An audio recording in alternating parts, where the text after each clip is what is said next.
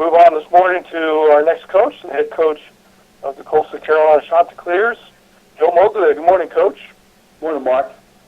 Hope you're doing well. Shots have a quick turnaround. Got the Thursday night game in a couple days, leaving tomorrow for Lynchburg, coming off the 45-13 win over Kennesaw State. If you could open up and talk about that victory, another great effort by the team, and then we'll start taking questions and talk about Liberty. Mark, before I begin, I want to congratulate Jamie and the Charleston Southern team and program and the kids for winning the league. I think that was certainly well-deserved and well-earned, and they really did an outstanding job with their guys, and congratulations to them. I said this to Brian before the game as well as after the game. I think, again, first year really playing the schedule, I thought he's also done an outstanding job with regards to that. I think as far as last Saturday goes, though, I think we played really, really well. I think we kind of followed up from the game that we had the week before against Gardner-Webb. When you look at what Kennesaw has from an offensive perspective, they're ranked 4th in the country in rushing. We weren't great in terms of shutting down their run, but we certainly were solid there. We were effective with regards to their 3rd down and 4th down conversion. I was pleased with our effort on defense. There were a couple things certainly we could have done better, but we did a better job of moving to the ball. We're tackling better. We're gang tackling better. All those things are certainly good. When you look at their defense, their total defense was ranked 13th in the country. The passing defense was 5th in the country. Overall, the 12th in turnover margin. Our offense is playing well now, and we were effective both moving the ball on the ground and in the air. Alice, of course, had a great game. When you look at special teams, and they've had a good year with regard to special teams, but I think we've had a very, very good year with regard to our special teams. And with the exception of one kickoff return they had where they broke the perimeter of our against our kickoff guys, I think special teams were really strong across the board. So for the second week in a row, the team is coming together well, and I'm pleased. I'm pleased with the effort that we had the other day. All right, Coach. At this time, we'll start taking questions for you. For those on the call, please press star 1 on your phone at any time, or click the Q&A link near the top of your browser and click raise hand if you joined us via the web. And Coach, before we get to questions, just talk a little bit about the Flames, as well as what it means to play on Thursday night national TV. Well, you kind of look at their offense, and I recognize that they've had a little bit of a hot and cold season, but they are capable of they're capable certainly, I think, of beating anybody at any time. From an offensive perspective, the quarterback having a great year as a passer. He has done a wonderful job over the span of his last 3 years.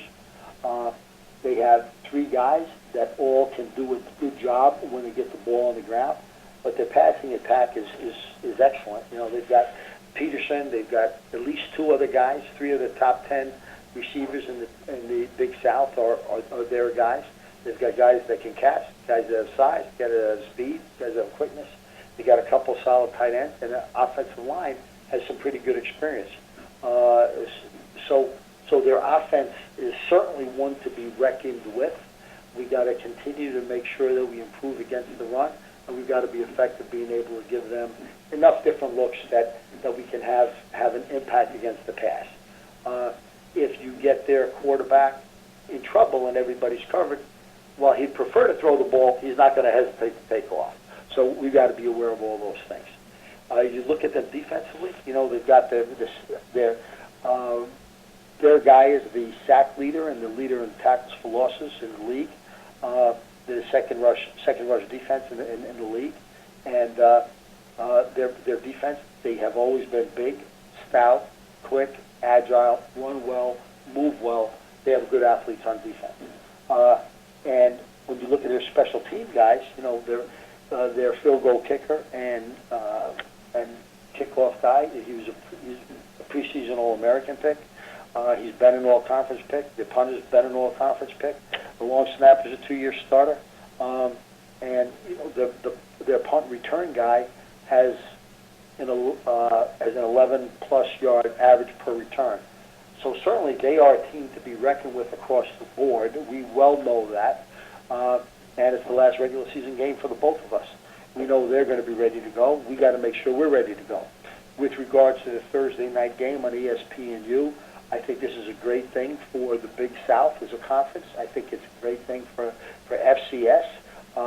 Again, both teams are going to be ready to play. Both teams are going to go after it.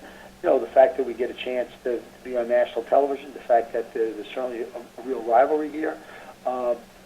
They beat us a year ago. This is, it's going to be a great. I think it's going to be a great game on national television, and will benefit our entire league as well as the FCS. All right, Coach, thanks so much. At this time, I'll start taking questions. And first question for you is from Damian Sordelette of the Lynchburg News and Advance. Good morning, Joe. How are you? I'm good, Dan. How you doing? I'm doing well. A couple questions to ask. First is on Alex Ross. Not running the ball a lot this year, and conversely, he has his highest completion percentage of his career, highest passing efficiency. How has he really developed in that offense to where he doesn't have to run, but he's still able to use his mobility to find receivers, keep plays alive, and be more efficient in the pocket? Well, I think one of his biggest strengths, really, truly, is he understands that offense as well as anybody. He's also a very, very hard worker. He always is looking at extra film and tape. Whatever gets called from the sideline, not 100% of the time, but oftentimes he has the ability to go from the right side to the left side or vice versa, from the strong side to the weak side or vice versa. He has the opportunity to turn a run into a pass or the pass into a run. So he does that pretty well prior to the snap. But I think what his real strength is, he's able to read things relatively quickly that first second or two after the ball is snapped and being able to make a good decision. I think he has thrown the ball as well as he's thrown it.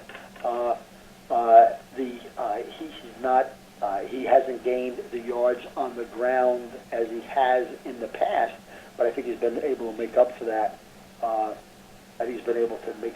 Throwing the ball.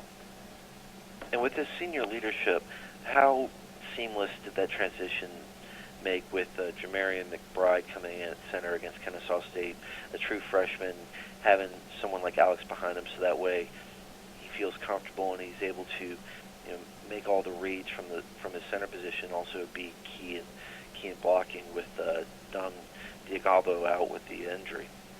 I think Dom and Jamarian, the freshman, both have played a lot at center all season long. So if this were the opening day and Dom wasn't able to play, Jamarian may not have been quite ready to be able to hold up. But by the time we got to this point of the season, it was the 10th game, and he had gotten a lot of work and improved steadily over the span of the season.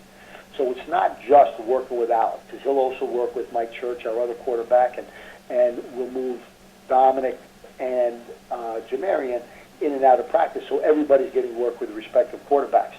So it's Jamarian's also had an entire season behind him, much of which has also taken place with Alex. And I think both of those things coming together are the reasons why he played as well as he did, and he certainly played well the other day. How's Michael Billings doing? He's got a concussion. He is doubtful as far as this week goes. We don't expect him to be able to play. He seems good. He seems healthy. But, our medical trainers and our doctors, of course, every day they take a look at him and making sure that, he has to go through a whole series of tests to make sure that his head is okay. And at the end of the day, our number one priority is to take care of his health. But he seems good. Although I don't expect him to play this week. Clayton Carlin's been able to rotate some guys in there at safety. I know Michael's been a really good player for you as a freshman, but you've been able to rotate a lot of guys in there at safety. Does that help that you've been able to get so many different faces back there that one guy goes out, the next guy's ready to step in and continue to make plays? I think very, very much so. So sometimes we spend too much time. Part of our philosophy is, like, we know in the springtime that there are going to be guys by the time we get to September through preseason camp and just whatever can happen, somebody over the summertime, that there are a lot of guys we're going to have to get ready.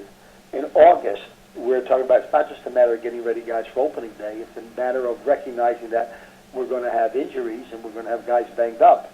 And we're going to need to make sure that we have different guys ready to go by the time we get to October In October, we had the same conversation about what November's going to look like. So we try to get 2.5 units. 2.5 units are always getting work, and the way we organize ourselves, the first and the second unit get pretty much close to the same amount of work. But that's the reason for that. The too many coaches say, "Oh, October we had a lot of injuries," but you know what? You kind of know in September you're going to have a lot of injuries in October, so you plan accordingly. And last question for you. Last year's loss knocked you guys out of that contention, for a top 4 seed. You fell down to 7, which means after you got your first home game, you had to go on the road. How important is it to finish the season on a winning note, so that way you put yourself in position for as good of a seed as possible if you get a national seed, so that way you stay in Conway maybe a week longer, and you don't have to make that trek to North Dakota State for a third straight year? No, I think there isn't any question. You always want to be able. Number one, there's not a coach in the country that is not going to say the next game they got to win. We know the next game is an important game to win. It's the last regular season game. It's the last regular season game on a Thursday night on national television. It's against the opponent that beat us a year ago. The playoffs are certainly at stake. The seed in the playoffs at stake. All of those things are at stake. So all of those things are important. But we can't necessarily control any of those things. The only thing that we know it's important, but the only thing we can control is what we've got to be able to do.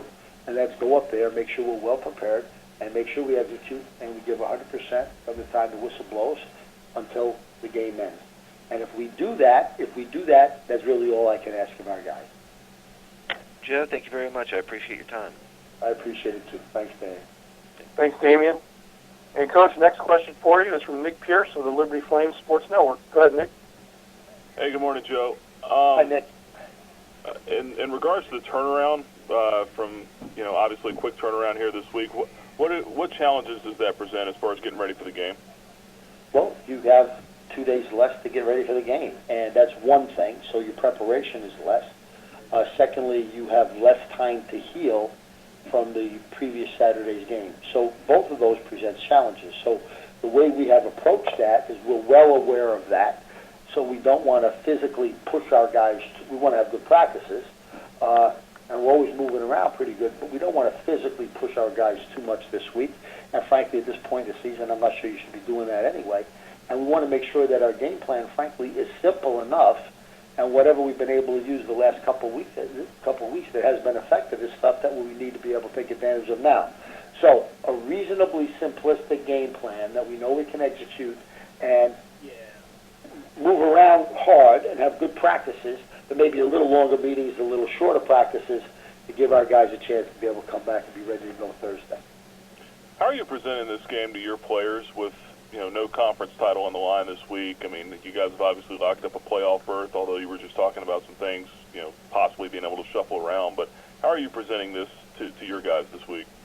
Well, actually, there's not been a game this year, and there are pretty much, I'm not sure we've talked about many games in the 4 years I've been here where we've talked about a league championship or we've talked about a playoff. We don't talk about that. What we talk about is we have a mission as opposed to a goal to win. We have a mission to put a team on the field that all Coastal Carolina is going to be proud of. Now, we know winning is an important part of that. Everybody knows that. If we don't win, I'm going to get fired. Everybody understands that. But we can't always control that. We can't always control that. So what is it we can't control? As a coaching staff, how do we put our guys in the competitive and give them an opportunity on the field to give them a better than average shot that they're going to be successful in what we're asking them to do? Keep it simple enough that they can execute and not physically demanding enough that it's too much to ask for one person. That's the coach's job. Then we got to organize and teach that the right way. The player's job is to make sure they learn and understand that job and then give it 100% so they kind of perfect that on the field. That's all we ever talk about. So it's a matter of effort, but it's also a matter of the mental aspect of the game as well as the physical aspect of the game. And at the end of the day, it comes down to it is your job and your commitment to give this your very, very best. If we do all those things, the probabilities of us being successful are far, far higher. So we will pat ourselves for sure on the back when we're successful. But we don't worry too much about talking about the win because It's not the win. It's the focus. It's the preparation, mentally and physically, that's going to get us there. And that hasn't changed pretty much in 50-something games that I've been responsible for since I've been here. Lastly, run defense. I know you said you made some progress last week. What's been lacking, I guess, there in the run defense for you guys this year? I think we haven't been tackling particularly well, and I think we haven't necessarily aligned our guys to help them be successful. So there are times when, let's say a guy has outside responsibility, he's probably too tight inside. Maybe we're asking a guy to do something inside, but he needs to worry about too many other things. So I think we need part of our improvement has been to simplify our defense, simplify a number of our calls, and then make sure the alignments that we have are alignments that help our guys effectively deliver on their job. And if they got to react to something on a secondary basis, do that on a secondary basis and get there as quickly as you can. I think the other thing we're starting to do now is gang tackle better. We have, again, there are always exceptions to this, but we're having fewer and fewer missed tackles. We're having fewer guys leave their feet, and we're having more and more gang tackles. So I think those are some of the things that have helped us improve over the span of the last couple of weeks. Thank you, Joe. Safe travels. Thanks, Nick. Thank you, Nick. Coach, that's all the questions that we have for you today. I appreciate you taking time out of the quick turnaround to join us and talk about Thursday night's game. Obviously, we'll be talking to you next week with the playoff call. So good luck Thursday, and we'll talk to you soon. I appreciate it, Mark. Thank you very much. All right.